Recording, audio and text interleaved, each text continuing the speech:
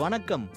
பைபிளை முழுவதுமாக வாசிக்கும் நம் லட்சிய பயணத்திற்கு உங்களை அன்புடன் வரவேற்கிறேன். இன்று நாம் தொடக்க நூலில் 19வது அதிகாரத்தை வாசிக்க இருக்கிறோம். இதுவரை நாம் மொத்த நூல்களில் 1.51% நூல்களை வாசித்து முடித்துவிட்டோம். இன்னும் சில நூல்களை முடித்தால் நம் பயணம் வெற்றிகரமாகும். இன்றைய வாசிப்பின் மூலம் அந்த இலக்கை இன்னும் முன்னோக்கி நகர்த்துவோம்.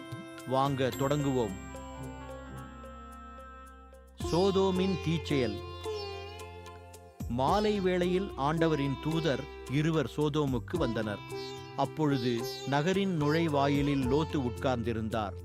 அவர் அவர்களை கண்டவுடன் எழுந்து சந்திக்கச் சென்று தரைமட்டும் தாழ்ந்து அவர்களை வணங்கினார். பிறகு, என் தலைவர்களே, அருள் கூர்ந்து உங்கள் அடியானின் இல்லத்திற்கு வாருங்கள். உங்கள் கால்களை கழுவி இரவு தங்குங்கள். காலையில் எழுந்து உங்கள் வழிபயணத்தை தொடருங்கள் என்று சொன்னார். அவர்களோ, வேண்டாம், பொதுவிடத்தில் நாங்கள் இரவு தங்குவோம் என்று மறுமொழி சொன்னார்கள். அவர் அவர்களை மிகவும் வற்புறுத்தவே அவர்களும் உடன் சென்று அவரது இல்லத்தினுள் நுழைந்தார்கள். அவர் புளிப்பற்ற அப்பம் சுட்டு அவர்களுக்கு விருந்தளிக்க அவர்களும் உண்டார்கள். பின் அவர்கள் உறங்கச் செல்லும் முன் சோதோம் நகரின் மக்களுள் இளைஞர் முதல் கிழவர் ஈராக எல்லா ஆண்களும் அவ்வீட்டை சூழ்ந்து கொண்டனர். பிறகு லோத்தை கூப்பிட்டு, இன்று இரவு உன்னிடம் வந்த ஆடவர் எங்கே? நாங்கள் அவர்களோடு உறவு கொள்ளுமாறு அவர்களை எங்களிடம் கொண்டு வா என்றனர். லோத்து வீட்டிற்கு வெளியே வந்து தனக்கு பின் கதவை மூடிக்கொண்டு, என் சகோதரரே, தீச்செயல் செய்யாதிருங்கள். ஆண் தொடர்பு அறியாத புதல்வியர் இருவர் எனக்கு உள்ளனர். உங்களிடம் நான் அவர்களை அழைத்து வருகிறேன். உங்கள் விருப்பப்படி அவர்களுடன் நடந்து கொள்ளலாம். ஆனால் எனது இல்லத்தின் பாதுகாப்பை பெற்றிருக்கும் இந்த ஆடவர்களுக்கு எதுவும் செய்ய வேண்டாம் என்றார்.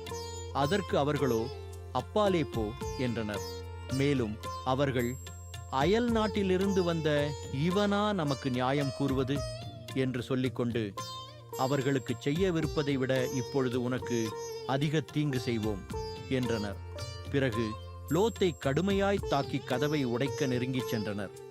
அவ்வேளையில் அந்த ஆடவர் தம் கைகளை நீட்டி லோத்தை பிடித்து வீட்டுக்குள் இழுத்து கதவை பூட்டிக் கொண்டனர்.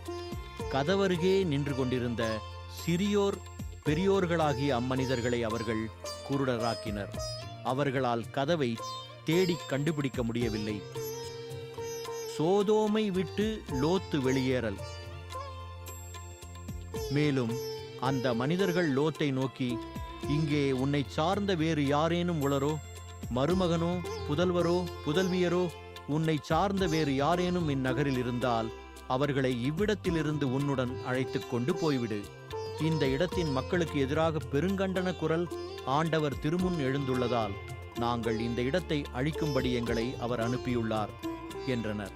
உடனே லோத்து வெளியே போய் தம் புதல்வியருக்கு மன ஒப்பந்தமாகியிருந்த மருமக்களோடு பேசி, நீங்கள் எழுந்து இவ்விடத்தை விட்டு புறப்படுங்கள், ஏனெனில் ஆண்டவர் இந்நகரை அழிக்கப் போகிறார் என்றார்.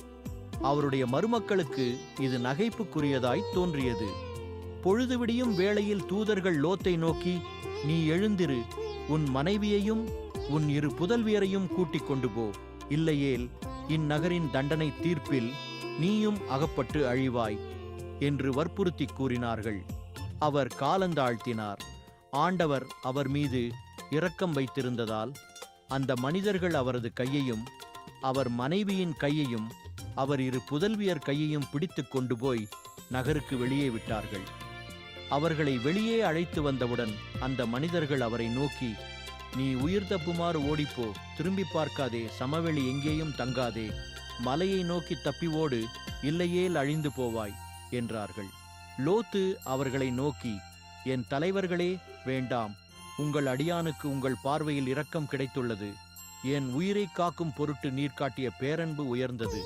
ஆயினும் மலையை நோக்கி தப்பியோட என்னால் இயலாது. ஓடினால் தீங்கு ஏற்பட்டு நான் செத்துப்போவேன். எனவே நான் தப்பியோடிச் சேர்வதற்கு வசதியாக இதோ ஒரு நகர் அருகில் உள்ளது. அது சிறியதாயிருக்கிறது. அதற்குள் ஓடிப்போக விடுங்கள். அது சிறிய நகர்தானே, நானும் உயிர் பிழைப்பேன் என்றார். அதற்கு தூதர் ஒருவர், நல்லது, அப்படியே ஆகட்டும். இக்காரியத்திலும் உனக்கு கருணை காட்டியுள்ளேன். நீ கேட்டபடி அந்நகரை நான் அழிக்க மாட்டேன். நீ அங்கு விரைந்தோடி தப்பித்துக்கொள். நீ அங்கு சென்று சேருமட்டும் என்னால் ஒன்றும் செய்ய இயலாது என்றார். இதனால் அந்த நகருக்கு சோவார் என்னும் பெயர் வழங்கிற்று. சோதோம் கொமோராவின் அழிவு. லோத்து சோவாரை அடைந்த போது கதிரவன் மண்ணுலகின் மேல் உதித்திருந்தான். அப்பொழுது ஆண்டவர் வானத்திலிருந்து சோதோம் கொமோரா நகர்களின் மேல் கந்தகமும் நெருப்பும் பொழியச் செய்தார். அந்நகரங்களையும் அவற்றை சுற்றியிருந்த சமவெளி முழுவதையும் அழித்தார்.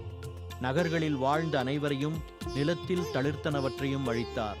அப்பொழுது லோத்தின் மனைவி திரும்பி பார்த்தாள். உடனே உப்புத்தூணாக மாறினாள். ஆபிரகாம் காலையில் எழுந்திருந்து தாம் ஏற்கனவே ஆண்டவர் திருமுன் நின்ற இடத்திற்கு போனார். அவர் சோதோமையும் கொமோராவையும் சூழ்ந்திருந்த நிலப்பகுதியையும் நோக்கி பார்த்தபோது சூளையின் புகை போல நிலப்பரப்பிலிருந்து புகை கிளம்பக் கண்டார். கடவுள் சமவெளி நகர்களை அழித்த போது ஆபிரகாமை நினைவு கூர்ந்தார். எனவே லோத்து குடியிருந்த நகர்களை அழித்த போது கடவுள் அவரை காப்பாற்றினார். மோவாபியர், அம்மோனியரின் தோற்றம்.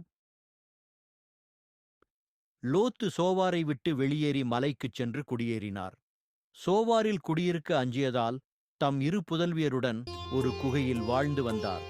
அப்பொழுது மூத்தவள் இளையவளை நோக்கி, நம் தந்தை வயது முதிர்ந்தவர், உலகெங்கும் உள்ள வழக்கிற்கேற்ப நம்மை மணந்து நம்முடன் உறவு கொள்ளுமாறு இப்பகுதியில் வேறு ஆடவர் எவரும் இல்லை. வா, நம் தந்தையை திராட்சை மது குடிக்க வைத்து அவருடன் உறவு கொள்வோம். இவ்வாறு நம் தந்தையின் மூலம் வழிமரபை காத்துக்கொள்வோம் என்றாள். அவ்வாறே அன்றிரவு தங்கள் தந்தையை திராட்சை மது குடிக்க வைத்தார்கள். பிறகு மூத்தவள் உள்ளே நுழைந்து தன் தந்தையுடன் படுத்துக்கொண்டதோ அவள் எழுந்து சென்றதோ அவருக்கு தெரியாது. மறுநாள் மூத்தவள் இளையவளை நோக்கி, நேற்றிரவு என் தந்தையோடு நான் படுத்துக்கொண்டேன். இன்றிரவும் அவ்வாறே அவரை திராட்சை மது குடிக்க வைப்போம். நீ சென்று அவருடன் படுத்துக்கொள். இவ்வண்ணமாக நம் தந்தையின் மூலம் வழிமரபை காத்துக்கொள்வோம் என்றாள். அவ்வாறே அன்றிரவும் தங்கள் தந்தையை திராட்சை மது குடிக்க வைத்தார்கள். இம்முறையும் இளையவள் சென்று படுத்துக்கொண்டதோ அவள் எழுந்து சென்றதோ அவருக்கு தெரியாது. இவ்வாறு லோத்தின் புதல்வியர் இருவரும் தம் தந்தையின் மூலம் கர்த்தரித்தனர். பின் மூத்தவள் ஒரு மகனை பெற்று அவனுக்கு மோவாபு என்று பெயரிட்டாள். அவன் இன்று வரை இருக்கிற மோவாபியருக்கு தந்தை. இளையவள் ஒரு மகனை பெற்று அவனுக்கு பெண் அம்மி என்னும் பெயரை சூட்டினாள். அவன் இன்று வரை இருக்கிற அம்மோனியரின் தந்தை. நாம் 1189 அதிகாரங்களில் 19 அதிகாரங்களை நிறைவு செய்துவிட்டோம். இன்னும் சில அதிகாரங்களை வாசித்தால் முழு பைபிளையும் முடித்து விடுவோம். நாளை அடுத்த அதிகாரத்தை பார்க்க சந்திப்போம். நாள்தோறும் இந்த பயணத்தில் நீங்களும் பங்கேற்றால் பைபிளை முழுமையாக வாசித்து முடிப்போம். இது நம் வாழ்க்கையிலும் ஆன்மாவிலும் பெரிய மாற்றத்தை ஏற்படுத்தும். இந்த பயணம் உங்களுக்கு நம்பிக்கையையும் சமாதானத்தையும் கொடுத்தால் இந்த வீடியோவை லைக் செய்யவும் சப்ஸ்கிரைப் செய்யவும் மறக்க வேண்டாம். பகிர்ந்து மற்றவர்களையும் இந்த பயணத்தில் சேருங்கள். நாளை மறக்காமல் வாருங்கள்.